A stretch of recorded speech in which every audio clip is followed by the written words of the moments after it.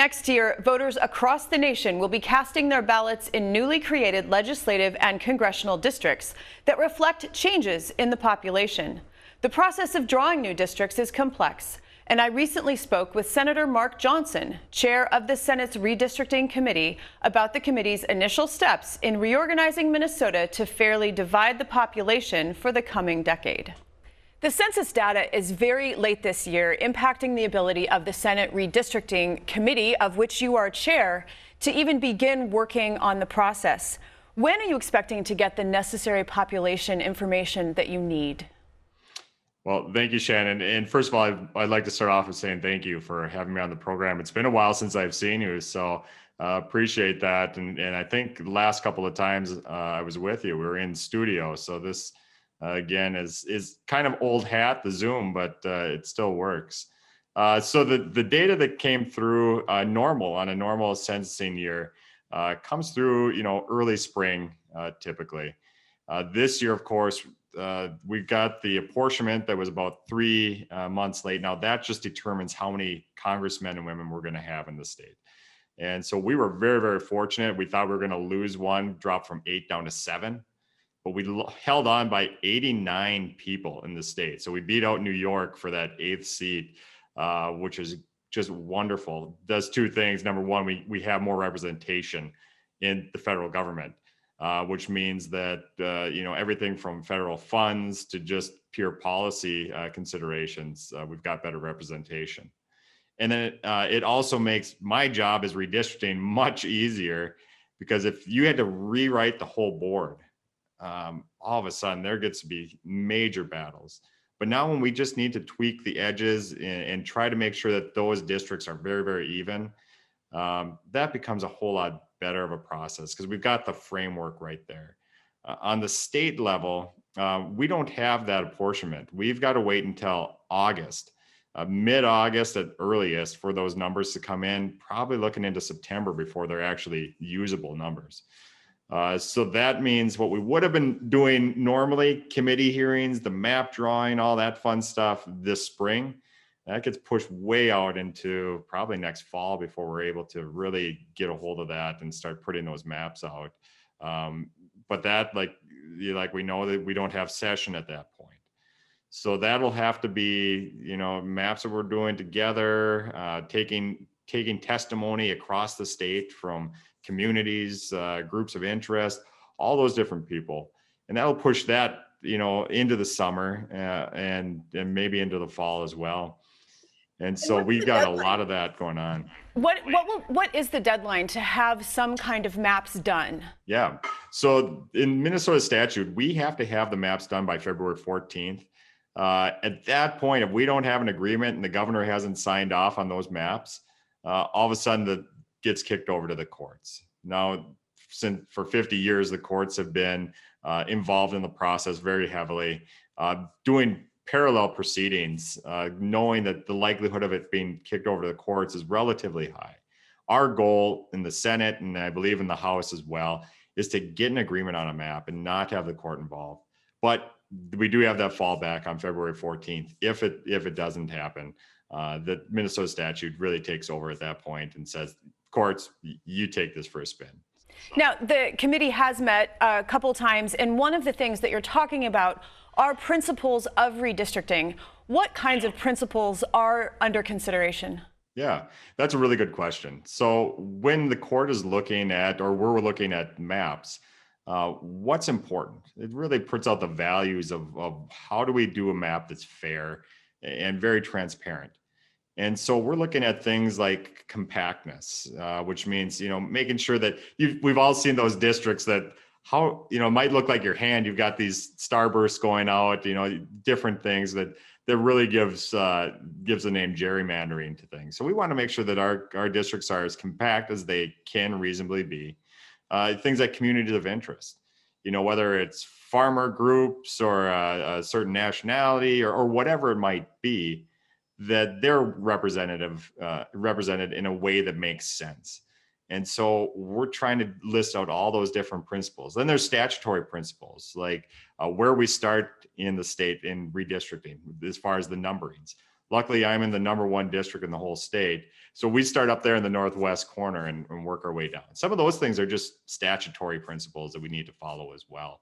So those are kind of what the principles do, our values in assessing those maps. Now, technically, the legislature does have a lot of leeway in how to draw districts that the courts do not. So in a perfect world, how might the legislature redraw the districts? Is 67 Senate districts the right number? Should it be more? Should it be less? Are any conversations like that happening? Sure. Senator Jensen in prior years had some proposals to reduce the size of the legislature. That's statutorily defined. What we need to have 67 senators and 2 representatives for each Senate district. So that's not really a discussion right now. That's not something that we're going to be having. That's a policy debate that we can have later on. Right now, we just want to make sure that our maps fit the statutory requirements that are and the whole process is very open and transparent. And that's really our focus right now, is getting that map done. Now, over the last 10 years, populations have moved between rural and urban areas. So you mentioned, communities being kept together, but I wonder if you could talk a little bit more about urban versus rural and a little bit more about tribal nations. There's been consideration, people have mentioned the importance of perhaps keeping tribal nations intact. What are your thoughts on that? Yeah, so we'll go to the rural metro divide. I think that's a really interesting one, because as the metro becomes more dense, more population growing in the metro areas, what that means for rural areas like my own is all of a sudden our population, even if it stays the same, our districts need to grow in order to hit that population number. Right now, it's about 79,000 per Senate district. We're thinking it'll probably be about 85, I think, is a number that we're going to be roughly around. So even though my district has stayed relatively the same, it'll have to grow bigger just to match the other districts now. So as rural starts gaining larger districts, they lose representation as it moves down into the metro area, which, it's the function of law. It's the way it works, and it makes sense. I do get a little concerned about, we occupy a large amount of territory outside the metro area. All of a sudden, the policies and the things that we're interested in our hometowns and our home districts, that voice really starts to become diminished. So I'm concerned about that, but it's just a function of population. Then moving on to your tribal consideration there too. That's one that's been brought up several times through my committee hearings here. We've had 3 of them now. That's one that's been brought up, I think, in each of those committee hearings.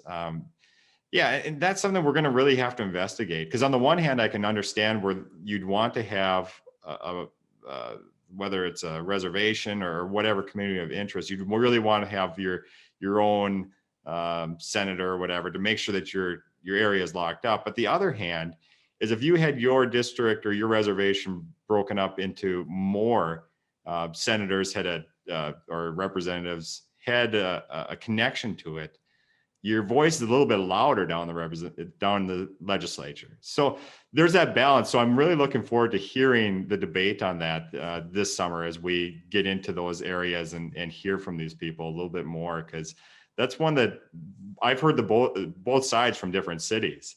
Like, we want more senators, we want less senators, So I'm really curious on how the different reservations feel about that. And one last question before we go. You mentioned that the courts have had to get involved over the last quite a few decades in terms of drawing the district. So I wonder about your thoughts on, should the legislature pass a redistricting process to be put in the hands of a nonpartisan commission? Sure. Well, that's kind of hard, asking the redistricting chair if we should move it outside. I'm a little biased on that one. Minnesota has done this process now. I mean, it's been moving back and forth between the courts and the legislature for the last 50 years. Some people might say that that's a broken system, and they might say that, look, that's evidence of that. I look at it a little different. When you look at the election results over just the last 10 years, look at how evenly it's been divided, going back and forth. We have divided government. We have checks and balances. I'm interested in making sure that our maps are free and fair of any sort of doubt. But we've really had some terrific outcomes from our elections that I don't think people can say that that's not fair. I don't think the outcomes have been all that bad for Minnesotans. So it's a unique process. It's something that yeah, you can see some failures maybe within it, but I think the outcomes have been very good for Minnesotans. Senator Mark Johnson, it was a pleasure. Thank you. Thank you so much, Shannon. Appreciate it.